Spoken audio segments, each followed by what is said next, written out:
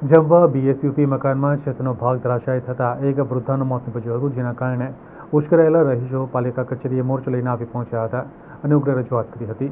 જમવા ખાતે આવેલ બીએસયુપી આવાસમાં મકાનની છત ધરાશાયી થતાં એક વૃદ્ધા ગંભીર રીતે ઇજાગ્રસ્ત થયા હતા, જેમને સારવાર માટે ખસેડતા ટૂંકી સારવાર બાદ તેમનું મોત નીપજ્યું હતું. ઘટના બાદ સ્થાનિક રહીશોમાં ભારે રોષની લાગણી જોવા મળી રહી છે. હલકી ગુણવત્તાની કામગીરી કરનાર ઇજારાદારોને ફરીને બીએસયુપી આવાસ યોજનાના કામો મળી રહ્યા છે, જ્યારે માત્ર પોતાના આશ્રય માટે છત મેળવનાર ગરીબ પરિવારોને ડરના ઓથા હેઠળ રહેવાનો વારો આવ્યો છે. ઘટના બાદ બીએસયુપી આવાસ યોજનાના રહીશો પાલિકા કચેરીએ મોરચો લઈને આવી પહોંચ્યા હતા, જ્યાં વડોદરા મહાનગરપાલિકાના કોંગ્રેસના નેતાઓ પણ સમર્થનમાં તેઓની સાથે જોડાયા હતા.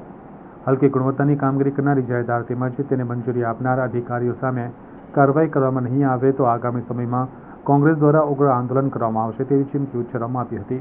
આ લોકોને તાત્કાલિક વૈકલ્પિક વ્યવસ્થા કોર્પોરેશન કરી આપે એવી અમારી પ્રથમ માંગણી છે.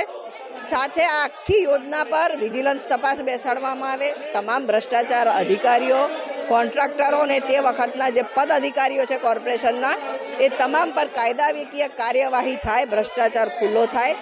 ઇજારદાર એન્ડ રિસ્કના કોસ્ટ પર ફરીથી મકાન બાંધી આપવાની આજે અમે મેમોરન્ડમ આપ્યું.